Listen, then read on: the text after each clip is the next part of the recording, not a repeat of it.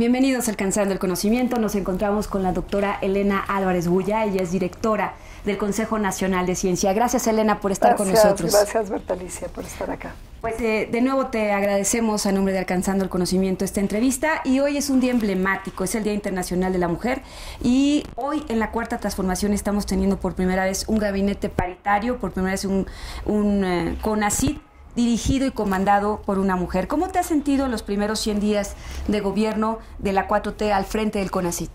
Bueno, pues me he sentido muy entusiasmada por tener la posibilidad de ejercer este servicio público con la ética del servicio público, con toda transparencia, con toda pulcritud en la rendición de cuentas que se debe de tener en esta institución. Entonces nos hemos sentido con grandes retos primero para analizar el estado de las cosas con las cuales nos encontramos en esta institución tan importante para el Sistema Nacional de Ciencia y Tecnología, y también con el reto de reconstruir esta institución y de enfocar sus capacidades y todos los recursos que el Estado destina a este quehacer científico y tecnológico en favor del avance del conocimiento y del bienestar social y el cuidado del ambiente.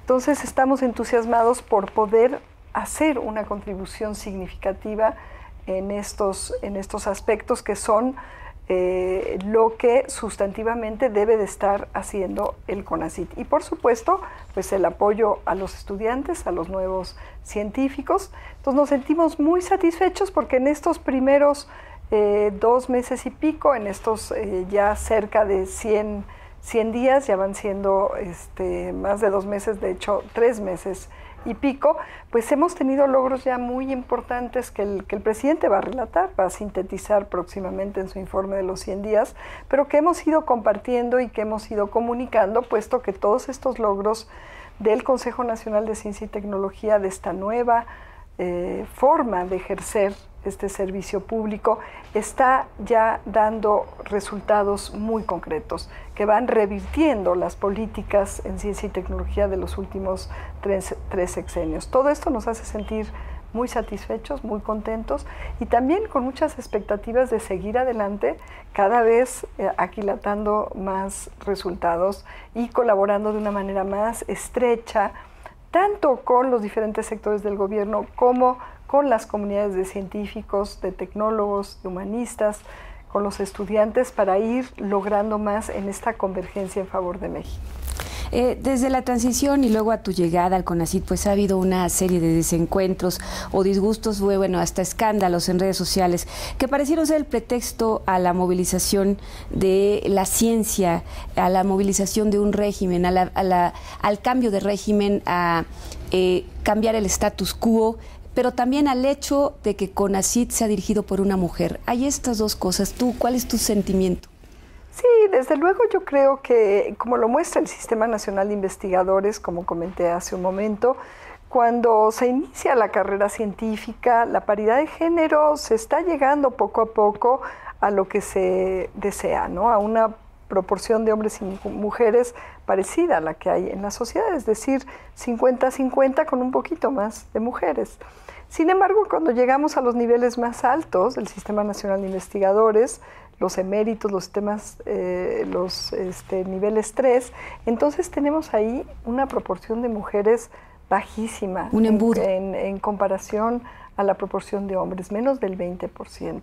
Este es un reto importantísimo y demuestra qué tan patriarcal ha sido el sistema científico y tecnológico, y no solamente en México, a nivel mundial.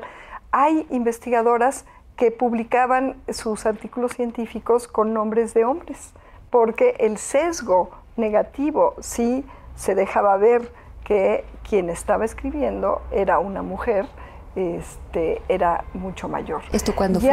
Bueno, hay historias, esto estoy hablando ya de hace el siglo pasado, antepasado, y bueno, hay también historias de mujeres que han mantenido su identidad escondida, también su identidad de género, para poder avanzar sus conocimientos hacia el mundo científico. Entonces el hecho de que ahora sea una mujer un poco les dificulta que sea una mujer y que sea científica, que tiene una carrera científica, porque no solamente es ahora inédito el que sea una mujer quien está dirigiendo el CONACYT, sino es la primera vez que es una científica y además una científica que ha tenido la tradición de tener siempre, además de una parte de su empeño, como decía Richard Levins, un pie en la ciencia, tiene también, y porque lo sigo teniendo, pero ha tenido durante toda su carrera un pie en la sociedad, una mirada muy atenta, con mucha, diríamos, con mucha voluntad de estar siempre mirando cuáles son los quehaceres de la ciencia y la tecnología que tienen que ver con la sociedad, con el ambiente, y cómo podemos desde una ciencia y tecnología comprometidas profundamente con la sociedad y el ambiente, incidir de manera virtuosa por México. Entonces esto ha sido un reto, no tengo evidencia directa, pero no tengo duda, y es una hipótesis, de que debe de haber muchos colegas científicos hombres un poco nerviosos de que hoy en día el Consejo Nacional de Ciencia y Tecnología está dirigido por una mujer. Lo primero que quisiera decirles es que tengo siempre un ímpetu de trabajo en equipo. Y además, bueno, me estoy rodeando de muchas otras mujeres, ¿no? Entonces, si le temen a una mujer, cuidado, porque vamos a ser varias mujeres científicas comprometidas con la generosidad y el amor que nos caracteriza cuando queremos cuidar a nuestro entorno, a nuestra gente, a nuestro país. Y por eso el lema de CONACYT hoy en día es Ciencia por México. Ciencia por México, que engloba muchos de los ejes que estamos echando a andar. Y entonces, bueno, y también, obviamente, no quiere decir que vamos a tener un sesgo antihombres de ninguna manera. Yo creo que los compañeros científicos tienen muchísima capacidad de aportar. No va a haber sesgo alguno, ni por género, ni por preferencia sexual, ni por origen étnico. En fin, esta es una cuestión muy importante para el CONACYT. Tenemos que conducirnos con un principio muy profundo de igualdad de acceso y de oportunidades para todas las personas, independientemente de sus condiciones. Y entonces ahí hay que tener una proactividad en todas las convocatorias, en todos los criterios de apoyo, para que realmente esto sea efectivo. Es decir, no tener programas específicos que le den acceso a unas cuantas mujeres, indígenas, madres solteras, no. Quiere decir que en todas las convocatorias principales de ciencia nacional, por ejemplo, de proyectos científicos de ciencia básica, o de los proyectos que van a estar agrupados en los programas nacionales estratégicos, o las convocatorias de becas nacionales o becas al extranjero, en todos los casos vamos a tener criterios de inclusividad claros, proactivos, para garantizar que todas las personas tienen el mismo acceso. Ahora, en cuanto a estos, diría yo, infundios, deseos por razones que son extrañas y que preocupan, de distorsión, más que de aportar información, más que de ayudar a construir en un momento constitutivo en donde ya no hay cuestión de partidos, de intereses. El único partido, como lo ha dicho el presidente, es México. El único interés debe ser por construir, por reconstruir, por pacificar y por hacer que este país florezca, se regenere en favor de pues, los más pobres, ¿no? ¿Por qué? Porque es lo mínimamente justo que podemos hacer. Y el conocimiento, el avance del conocimiento es fundamental, porque cuando uno está comprometido de manera profunda con los principios epistemológicos, es decir, con los principios del conocimiento, se está uno acercando a la verdad. Y la verdad necesariamente aporta en favor de la equidad, en favor de la comprensión profunda de los problemas que nos aquejan, en favor de la luz que desde la ciencia y la tecnología y las humanidades tenemos que dar en torno a los grandes retos. Y por eso es que el avance del conocimiento, y esto me lo enseñó mi padre, quien también era científico, igual que mi madre, pero en particular él insistía mucho. El ser científico implica ser humilde, siempre estar esperando aprender más. Él se llamaba un estudiante de fisiología, aun cuando ya era un renombrado científico mexicano. Y el ser científico implica generosidad e implica honestidad profunda. Y esos principios para mí son claros, definen mi quehacer en todos los aspectos de mi vida, pero en este caso particular me resultan totalmente claros y útiles en congruencia con las líneas principales de este gobierno de la Cuarta Transformación.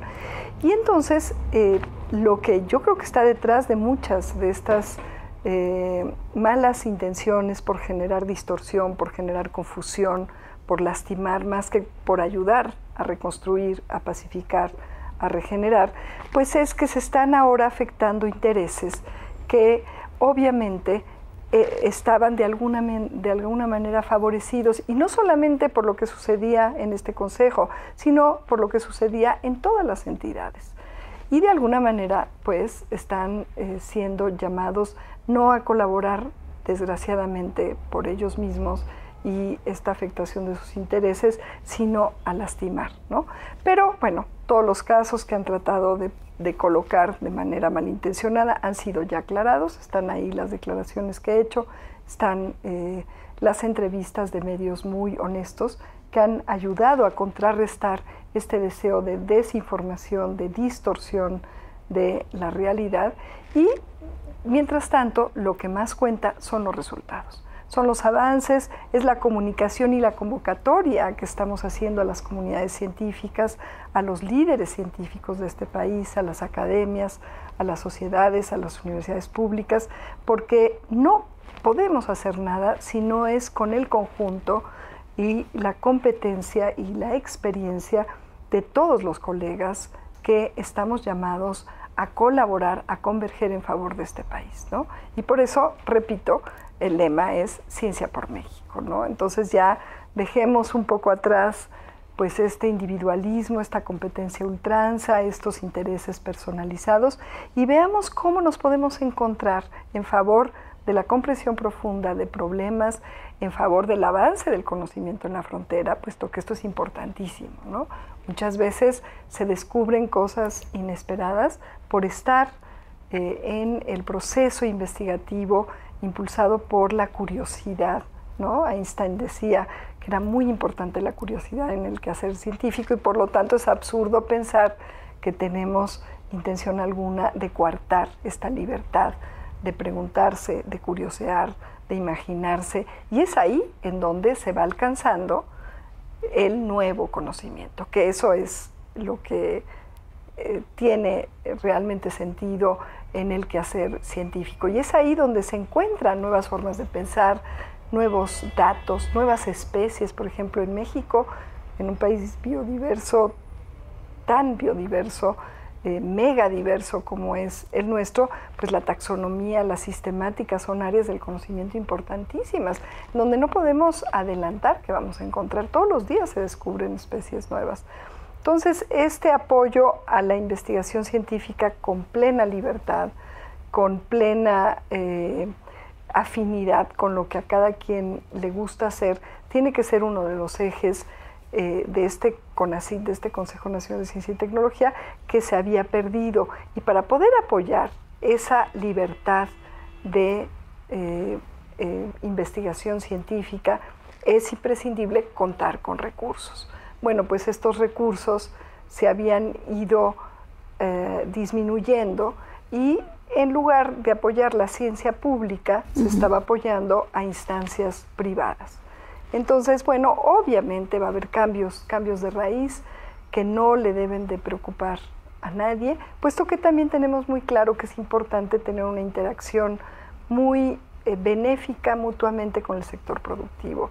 Pero la prioridad es apoyar a la comunidad científica, a fortalecer la comunidad científica, articular esta formación de nuevos científicos con las prioridades de investigación científica en la frontera con plena libertad, apoyar por tanto la investigación de frontera, el que desde México podamos estar participando de una manera más activa, más independiente, pero en interacción obviamente con el quehacer científico universal, en hacer aportes científicos en la frontera.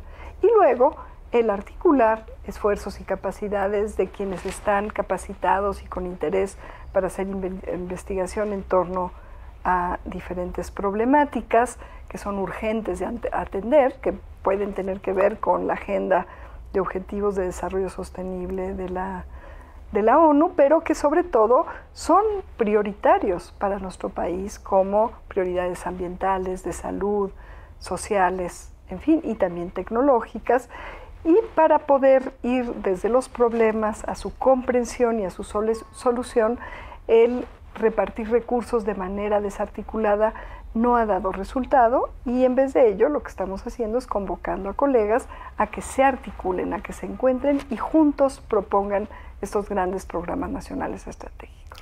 Has dicho muchas cosas, pero vamos por partes. Te voy a preguntar un poquito más adelante justamente de estos programas estratégicos de los PRONAES.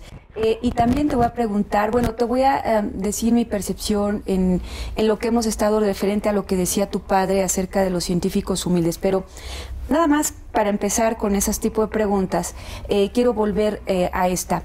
Siguiendo en ese tenor desde la campaña el presidente López Obrador y luego en la transición y luego todos los días en su conferencia mañanera nos lo recuerda, habló de que él va por un cambio de régimen, que su gobierno quiere romper ese status quo de las cosas, y también habló de una reorganización del sistema de ciencia, y luego se presentó esta iniciativa que ha causado centellas, bueno, ha causado de todo esta iniciativa por parte de la senadora Rivera en el Senado de la República. Pero es justamente eso, es romper con el establishment. Si la iniciativa está bien o no está bien, bueno, pues para eso son las discusiones, pero bueno, también la comunidad científica dijo no haber sido tomada en cuenta y todo esto. ¿Qué opinas de esta parte justamente de esta ciencia que se había acomodado al establishment, a un sistema neoliberal, y que se había olvidado de ver a los ciudadanos? Porque al final, como tu padre lo decía, pues, y como tú misma lo tienes muy claro, también con, bueno, con este gran científico estadounidense al que tú seguiste, pues hay que ver a la sociedad, si no, ¿para qué? ¿Cuál es el sentido de vida de un científico? Richard Levins. Richard Levins, recuerdo que me lo dijiste en una entrevista pasada que publicamos, de tener una pierna en la ciencia y una pierna en la sociedad, pero el punto es, ¿qué pasó con este establishment y con esta serie de organizaciones y centros, organismos que tenían que hacer también funciones, bueno, y todo esto que quiere cambiar la ley y que está un estira y afloja? Y vamos ya a preguntas puntuales de justamente de lo que se dijo en el conversatorio, la primera parte del conversatorio que acaba de ocurrir. ¿Cómo no? Bueno, pues sí, todo anuncio de posible cambio genera expectativas positivas y negativas. Y yo creo que, como tú le llamas, el establishment, que puede ser pues todo el status quo, toda la forma en que se tenía organizada, la toma de decisiones que van desde, por ejemplo, quién convoca, cómo se convoca el establecimiento de las comisiones del Sistema Nacional de Investigaciones, cómo se estructuran las comisiones para evaluar los proyectos, cómo se incentiva y de qué manera la relación con el sector productivo. En fin, hay muchas decisiones en el Sistema Nacional de Ciencia y Tecnología.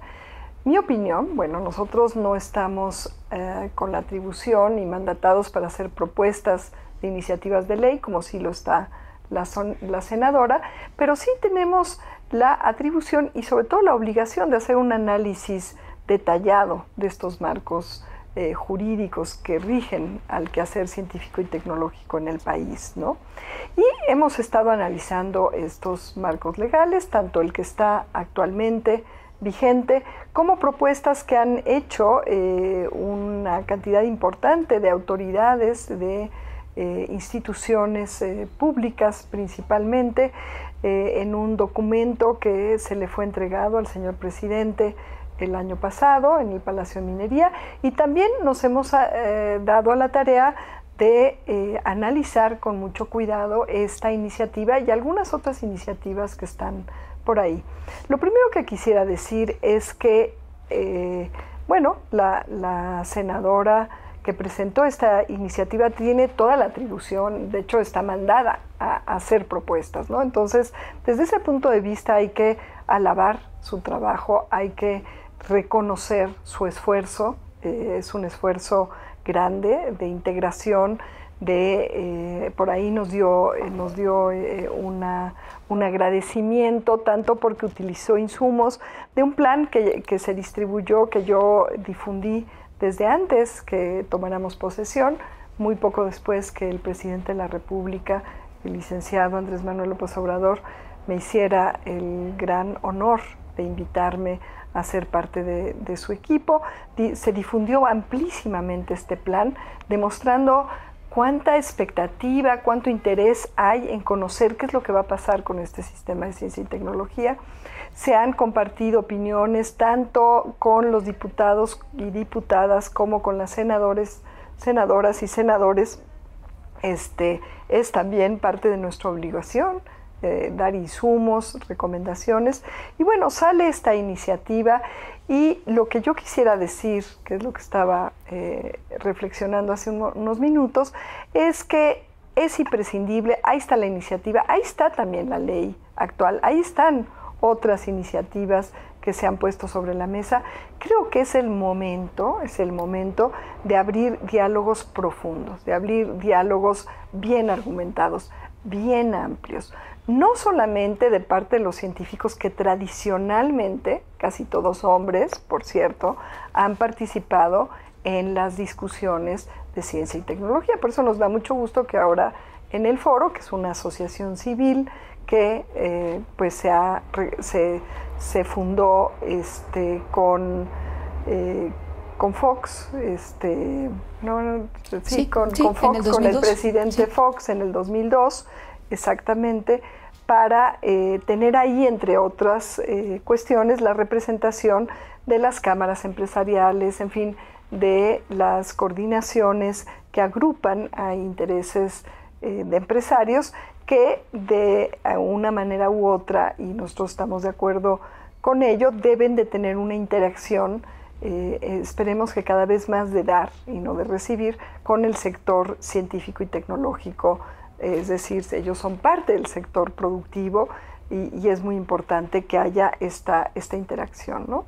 Entonces, nos da mucho gusto que ahora en este foro se haya nombrado a una mujer, la doctora Julia Tagüeña. En fin, y lo que creemos es que esto se debe de abrir frente a esta iniciativa, a otras propuestas y a la ley vigente, una discusión profunda, bien argumentada y de amplios sectores de la comunidad, de científicos, de tecnólogos, de empresarios, de estudiantes y también de ciudadanos, porque hay aspectos muy importantes que tienen que ver con el resto de la ciudadanía. Es decir, el quehacer científico y tecnológico no es privativo de la comunidad científica y tecnológica. Nos debemos al pueblo de México, nos debemos al mundo, al cuidado ambiental y en general la gente, los ciudadanos, tienen el derecho no solamente a tener un acceso igualitario a los beneficios del conocimiento y de la ciencia y la tecnología, sino también a opinar sobre ciertos aspectos que pueden afectar, por ejemplo, a las comunidades de pueblos originarios o de pueblos campesinos mestizos, pueden afectar la integridad de sus territorios, de sus recursos, en fin. Entonces, esa no es nuestra postura. Nosotros estamos analizando con mucha responsabilidad todas las leyes que tienen que ver con el sistema de ciencia y tecnología. En los próximos días estaremos dando a conocer nuestra opinión, que esperamos sirva de síntesis y de guía adicional, además de las iniciativas que están ahí, para ordenar, para guiar y para hacer esta discusión, este diálogo más constructivo. Creemos que la polarización que se ha estado fomentando por parte de algunos sectores no le sirve a nadie. En este país estamos en un momento en el cual, repito, hay que juntarnos, hay que unir esfuerzos, hay que converger. Y nuestra postura, y dado que ahorita lo que sí nos toca a nosotros es abrir los foros para ir estructurando, terminar de estructurar y tener opiniones para ello de amplios sectores de la comunidad científica, tecnológica, de estudiantes, en torno al Plan Nacional de Desarrollo, lo que yo creo que debemos de hacer es primero buscar los consensos. Yo creo que hay muchos consensos. Yo estoy segura que prácticamente todos los investigadores científicos de todas las áreas del conocimiento de este país que están comprometidos con el avance del conocimiento quieren que se restituya el apoyo a la ciencia pública. Eso creo que es un consenso que podríamos fácilmente lograr en discusión con los colegas que están en las universidades, en los centros públicos de investigación. Otro consenso, que el apoyo a los estudiantes para que se formen a nivel de posgrado, ya sea en México o en el extranjero, no esté dado por favoritismos, por discrecionalidades, por una falta de articulación con los programas de investigación científica que eventualmente pueden ser más importantes para el país. El otro día, les comparto aquí, tuve el privilegio de recibir a un sector importantísimo de un área del conocimiento que es prioritaria y en la cual somos líderes mundiales. Bueno, digo somos, yo no soy astrónoma, me refiero a la astronomía y a la astrofísica. Estuvieron acá, bueno, la doctora Silvia Torres, el doctor William Lee y muchos otros investigadores en estas áreas dispuestos a presentar un programa articulado, un programa nacional estratégico, pero en el área de la ciencia de la frontera, de astronomía y astrofísica. Ellos tienen ya resultados importantísimos, infraestructura muy importante, que no solamente se comparte colectivamente en México, sino con astrónomos y astrofísicos de otras partes del mundo, en muchos lados de la República, en muchas entidades de la República. Está el HOC, está el Gran Telescopio Milimétrico, está toda la infraestructura que está en San Pedro Mártir, y tenemos la suerte de tener en México cielos muy convenientes, espacios, naturaleza que nos ayuda a ser un territorio privilegiado para este quehacer tan importante para el avance de la ciencia, que en principio es investigación básica, es muy importante, investigación de frontera, y eventualmente ha dado descubrimientos muy, muy importantes. Y además, la astronomía y la astrofísica, como ellos mismos me dijeron, y tienen estos programas fascinantes como La Noche de las Estrellas, tienen un atractivo a la ciudadanía en general tan particular que se vuelven un vehículo importantísimo para fomentar vocaciones tempranas, para fomentar lo que nos parece importantísimo, y es otro eje de CONACYT, la apropiación social de la ciencia. Entonces estoy muy contenta de ver que ese ímpetu de colaboración, de unir fuerzas, de juntarse, de converger para convertir a México en una nación con mucha mayor presencia en el aporte del conocimiento en la frontera y también con mucha mayor presencia en la presentación desde nuestras comunidades, desde nuestro país, de posibles soluciones a algunos de los retos globales más importantes. Eso pues me emociona muchísimo. Entonces, bueno, ahí les aviso, este primer gran programa nacional estratégico en investigación científica de frontera, en una de las áreas en las que desde tiempos milenarios mesoamericanos ya México tenía un liderazgo importante, por ejemplo, con los mayas, claro, y sus grandes aportes a la astronomía prehispánica. Bueno, pues en México esta tradición ha seguido, tenemos grandes astrónomos. Es momento, y decía yo, por ahí me desvié, que es muy importante acoplar las políticas de apoyo a los estudiantes con las políticas de apoyo a la investigación científica. Por ejemplo, tenemos ya prácticamente listo al 100% para ser utilizado después de muchos años el Gran Telescopio Milimétrico, el llamado GTM, y no tenemos muchos radioastrónomos. Necesitamos formar a más radioastrónomos. Esto demuestra que en el pasado no ha habido esta articulación de dos programas que deben sí o sí estar articulados. el programa de apoyo a los nuevos investigadores y el programa de apoyo a líneas prioritarias y estratégicas en investigación científica de frontera. Y ahí justamente están participando para una investigación de un Nobel, ¿no? Sí, en el GTM. Sí, bueno, hay la expectativa de hacer contribuciones muy importantes, muy, muy significativas, y estaremos con mucha expectativa, ¿no? O sea, nunca se puede predecir, pero sí hay investigación en colaboración con los mejores astrónomos y astrofísicos del mundo. Y como decía, es una ciencia que por necesidad es colectiva.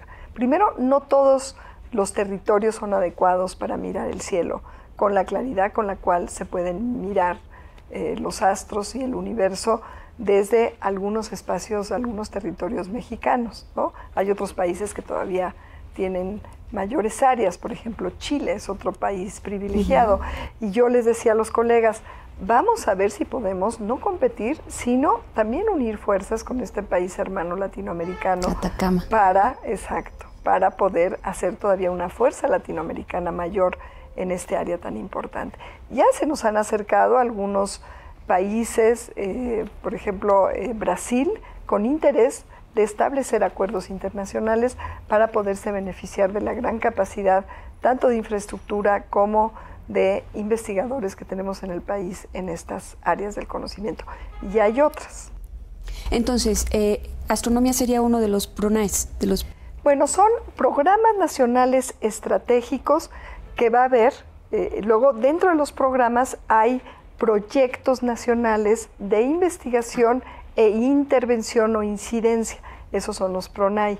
O sea, un gran programa nacional estratégico se constituye de varios proyectos nacionales de investigación, intervención e incidencia. Por eso se llaman PRONAEs.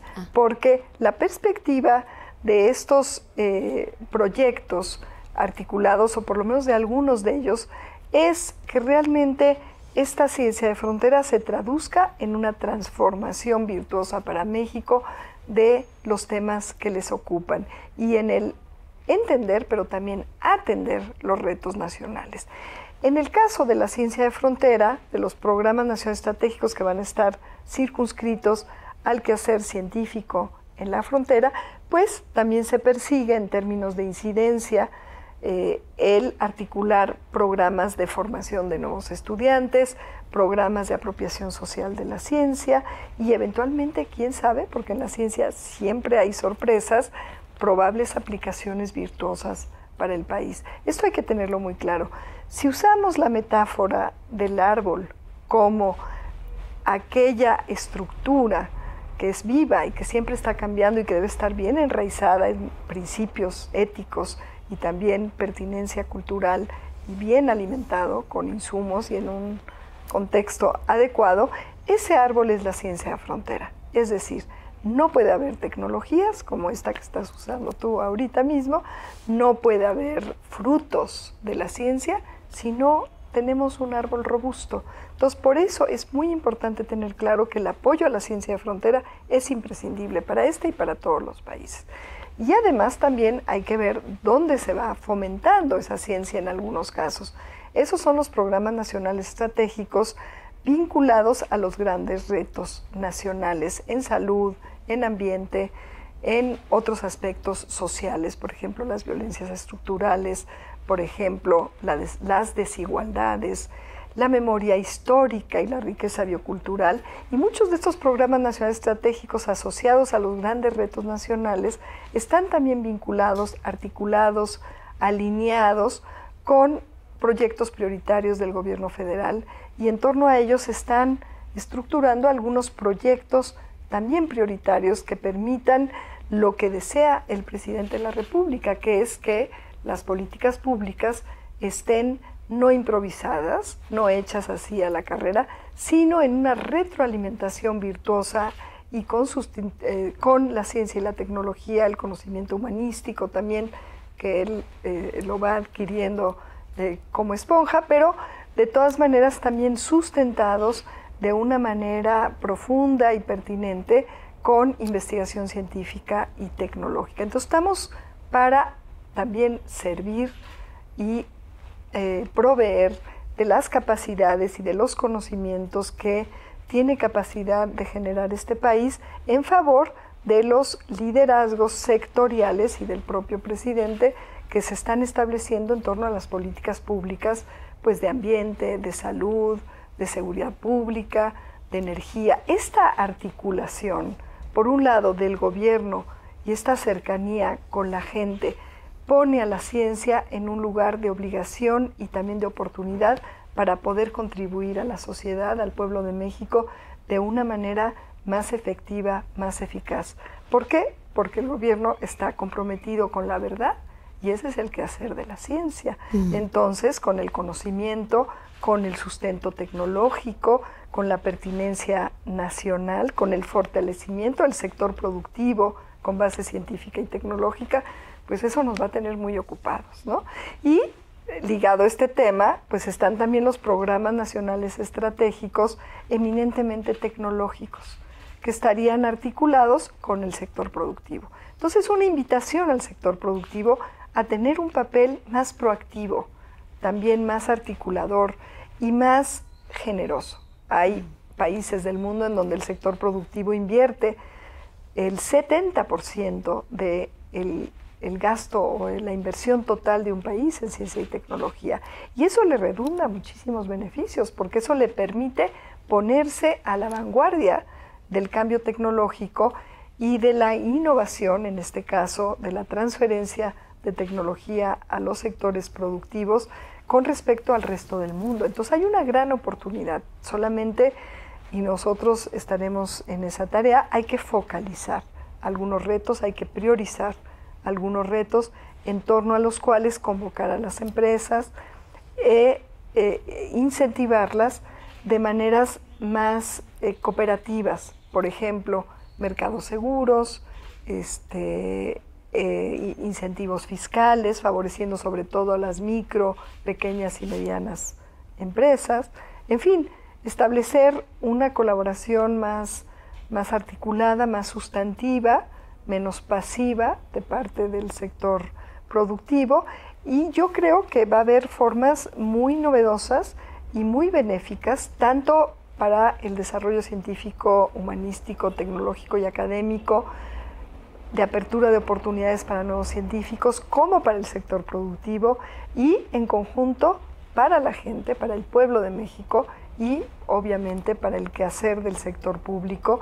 Y esa es la forma de interacción virtuosa que estamos persiguiendo a través de estos programas nacionales estratégicos, de ciencia de frontera, de atención a retos nacionales o de desarrollo de tecnologías estratégicas y prioritarias para el país.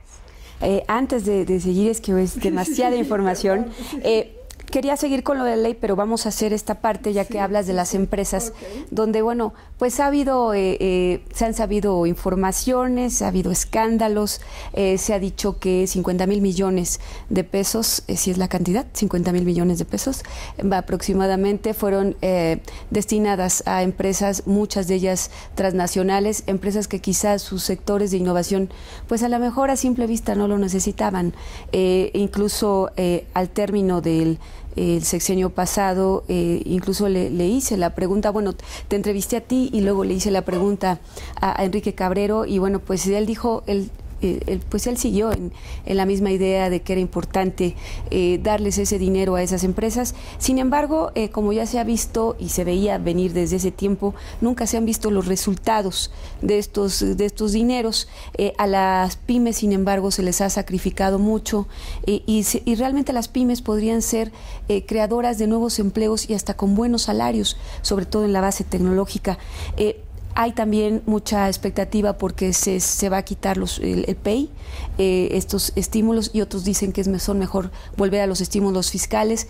¿Qué va a pasar con esta parte, esta relación de CONACYT y las empresas? También tuvimos la oportunidad en estos foros de escuchar la opinión del representante del Consejo Coordinador Empresarial en cuanto a la ciencia, el licenciado Gutiérrez, y bueno, él decía que le propusieron al presidente junto con el nuevo director del Consejo Coordinador, el nuevo coordinador del Consejo Coordinador Empresarial, le propusieron pues atacar las 3 variables que quiere el presidente López Obrador, que son acabar con la corrupción, acabar con la pobreza y crecer al 4%, pues justamente le propusieron que había que crecer con la tecnología, con la ciencia y la tecnología, pero principalmente con la tecnología. ¿Qué nos dices de todo esto? Mira, empezamos con este último punto porque ciertamente hay una gran oportunidad. Entonces ahí hay una propuesta muy positiva y sin duda nosotros estamos para ayudar en justamente echar a andar de una manera muy robusta y muy eficaz y eficiente esta propuesta de hacer esta interacción virtuosa entre academia y capacidad científica tecnológica, gobierno federal y en algunos casos gobiernos estatales que así estén dispuestos a participar y empresas, y lograr el impactar de manera virtuosa en la disminución de la pobreza, en el crecimiento económico y también en la seguridad, que son 3 ejes estratégicos del gobierno federal. Sin duda, la ciencia y la tecnología, y pronto estaremos anunciando casos concretos, puede y debe aportar a esta interacción virtuosa. Y digo pronto porque muy pronto los secretarios de Estado con los cuales estamos colaborando, para quienes estamos haciendo un trabajo de articulación de capacidades, de desarrollo de proyectos concretos, irán anunciando los convenios concretos que estamos estableciendo o que se van a establecer, y también los aportes conjuntos que ya se está dando entre el Consejo Nacional de Ciencia y Tecnología y la articulación que estamos haciendo de las comunidades científicas tecnológicas y sus capacidades con el gobierno federal, con los diferentes sectores, porque el CONACYT es eminentemente transversal, transsectorial, y esto es muy importante porque así entonces el gobierno tiene un órgano de consulta y de trabajo coordinador, armonizador, articulador de estas capacidades en favor de las soluciones de los grandes retos nacionales. Si son las pymes, las MIPYMES o no, yo sí creo, estas micro y sobre todo pequeñas y medianas empresas son las que aportan un porcentaje mayoritario de los empleos. Entonces ahí automáticamente, si se les apoya, tenemos un derrame que le llaman un beneficio social. Ahora, tuvo éxito el enfoque de los 3 sexenios pasados de hacer estas transferencias líquidas a las empresas, algunas de ellas grandes empresas con cantidades importantes y algunas de ellas inclusive transnacionales. Si lo vemos en términos sociales, obviamente que no. Si lo vemos en términos ambientales, tampoco. Los pasivos ambientales que muchas de estas empresas han dejado al país en términos de derrames, de contaminación de agua, de aire, de suelo, que afectan de una manera tremenda la salud. Y este es un tema prioritario para el CONACYT. Estamos haciendo un trabajo conjunto muy profundo con el secretario de Salud y todo su gran equipo de trabajo, porque además compartimos tanto el gusto por hacer estas contribuciones desde la investigación científica, él también es investigador, es Premio Nacional, como por el priorizar el impacto social con un enfoque de medicina preventiva y de promoción de la salud, que es contradictoria con estar apoyando a empresas que están causando que la población mexicana se enferme de males que están asociados a la toxicidad de algunas de estas empresas. Entonces, si lo vemos en términos de los indicadores sociales, ambientales, pues ese enfoque pues no tuvo éxito.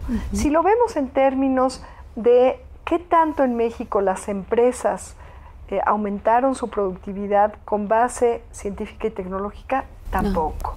Tampoco, porque además se desmantelaron muchas de las industrias nacionales y lejos de apoyarse en los medios de producción, se han ido también dejando de apoyar, y tenemos hoy en día muchos huecos para lograr el poder escalar industrialmente algunos de los descubrimientos y de los desarrollos tecnológicos que están ahí en las universidades, listos para darle al país un crecimiento económico con base científica y tecnológica. La OECD reprobó a México en términos de productividad de empresas con base científica y tecnológica. Esa es la evaluación. ¿Cuánto se transfirió? Vía el PEI y vía muchos otros fondos, el FOMIX, los FOMIX, que son 35, el FORDECID, otros fondos institucionales, también vía la subcontratación de funciones sustantivas que debe de hacer el CONACYT de manera mayoritaria por parte de quienes estamos en la estructura del propio CONACYT. En fin, hay muchas formas de transferencia de los recursos públicos que llegan a esta entidad o que llegaban a esta entidad, porque ahora eso se va a minimizar, y que se fueron transfiriendo a entidades privadas. Son transferencias que, pues en general, pueden, o en su mayoría, pero todo esto no nos toca a nosotros evaluarlo, nosotros estamos integrando los datos, pueden ser inclusive legales, pero nos parecen inmorales. Nos parece inmoral que un Consejo Nacional de Ciencia y Tecnología no apoye el desarrollo científico y tecnológico en las universidades públicas y en vez de ello transfiera esos recursos a intereses que no son ni los del conocimiento ni los de México, ¿no? Entonces, para recuperar lo que debe ser la obligación de este Consejo, que es promover ciencia por México, tenemos que reestructurar estos programas. Y lo primero que estamos haciendo es invertir la balanza. Y por eso es que en estos primeros meses de gobierno ya hemos apoyado la ciencia de frontera, la que se llamaba ciencia básica, pero es la ciencia que aporta conocimiento, haciendo investigación básica sin ninguna aplicación focalizada de manera inicial. Ya la hemos apoyado 4 veces más, de hecho un poco más de 4 veces más, si se integran 2 fondos que hemos alimentado con recursos para lograr este apoyo que cuadruplica, que es 4 veces más de lo que se apoyó la ciencia pública en 2017 y 2018. De hecho, durante estos 2 años, la comunidad científica, eso es importante que lo recordemos para tener una perspectiva correcta en el momento que estamos leyendo la información que nos llega, que está distorsionada, ¿no? En 2017 y 2018, la comunidad científica, para hacer investigación de frontera, ciencia básica, no recibió apoyo sino hasta el final del 2018, que en promedio implicó 200 millones de pesos para cada año. Y en estos primeros 3 meses de la 4ª transformación ya se ha aportado con 2 fondos 4 veces más que esta cantidad, es decir, un poco más de 800 millones de pesos. Esta ya es una demostración clara de este cambio de política. Quiero contrastar estos 200 millones de pesos para ciencia básica con más de 350 millones que el Consejo gastaba en pagar a despachos y a consultorías privadas para hacer parte del trabajo sustantivo que deberían de estar haciendo los funcionarios de este Consejo. Imagínense, casi lo mismo que se aportó a todo el sistema de ciencia pública era lo que el Consejo gastaba en el llamado outsourcing, casi, ¿no? ¿Cuánto es? Me pides la cifra, ¿no? Yo, cautamente, cuando hablé de este tema, di, muy como se nos da en la ciencia, una cifra con un rango de incertidumbre. Es decir, puede ir desde acá hasta acá. Hay una probabilidad de error. ¿Qué tan amplio es ese rango? Pues es tan amplio como opaco está el modo en el cual se fueron transfiriendo estos recursos. A veces se transferían de manera directa, a veces de manera indirecta vía alguna empresa paraestatal. ¿Esa es pública o es una transferencia privada? Sobre todo si después llegó a manos privadas. A veces se transfería vía asociaciones civiles que parecía que aparecen de manera así, pues, casual para recibir un recurso público. Se ve menos mal una transferencia a una asociación civil que a una empresa, si es por una asignación directa. Pero después esas asociaciones civiles en algunos casos desaparecían o pues ya no tenían ese recurso y aparecía en algunas empresas, algunas de ellas que también son de difícil rastreo, las llamadas empresas fantasma. Exacto, ¿no? A ver, nosotros no nos toca hacer esta investigación, pero hemos ido recabando estos datos. La cifra que yo di hace varias semanas, más de un mes, fue, todavía no tenemos precisión, pero en el sexenio pasado, y si le sumamos los 2 sexenios anteriores todavía más, puede estar en el rango de los 50,000 total, 50,000 millones de pesos, más o menos 15,000 millones de pesos. Esto no quiere decir que ese sea el 100% de certidumbre, va a ir de 35,000 a 60,000. Todavía puede haber un poco más de incertidumbre. Es decir, todavía estamos trabajando mucho, ya hemos recopilado e integrado muchos de los datos. En muchos casos hay que seguirle un caminito medio tortuoso al dinero, pero sí es una cantidad de un número importante de miles de millones de pesos. Todavía no estamos en las condiciones de dar toda la tablita pormenorizada con el total preciso, pero se han ido transparentando muchos datos. Todo mundo puede consultar el PEI. Esos datos son directos, ahí están los datos para que todo el mundo los consulte. No se pueden consultar los detalles de algunos proyectos, pero inclusive se puede ir e indagar, ¿no? O sea, qué han hecho esas empresas, en fin, todo legal. Eso es muy importante porque casi todos estos, bueno, no casi todos, vamos a suponer que es todo legal. Pero la pregunta que nos hacemos como pueblo, como científicos de a pie, ¿eso es moral? ¿Es debido? ¿Es adecuado para un país, para cualquier país? Déjame decirte que revisando las políticas públicas del resto del mundo en términos de relación con las empresas, no hemos encontrado un caso así, igual al de México, ¿no? Y creemos que es momento de revisar, y en ello estamos. Y para esto estamos colaborando con colegas empresarios. Hay muchos empresarios muy honestos y muy comprometidos con ayudar a que este país sea menos desigual socialmente, que el ambiente de México esté más conservado, más restaurado y que sea más pacífico. O sea, todos los mexicanos queremos la pacificación de este país, ¿no? Y entonces, bueno, sí creo que habiendo pocos recursos para la ciencia y la tecnología y que esperamos que estos aumenten, pero antes tenemos que demostrar que la articulación y la mayor eficiencia y eficacia en el uso de estos recursos, invirtiendo esta balanza y ahora transfiriéndolos y colaborando primordialmente con el sector público y con el sector privado de maneras más adecuadas y más mutuamente benéficas para que en México en pocos años tengamos industrias con base científica y tecnológica, por ejemplo, resolviendo el abasto de vacunas.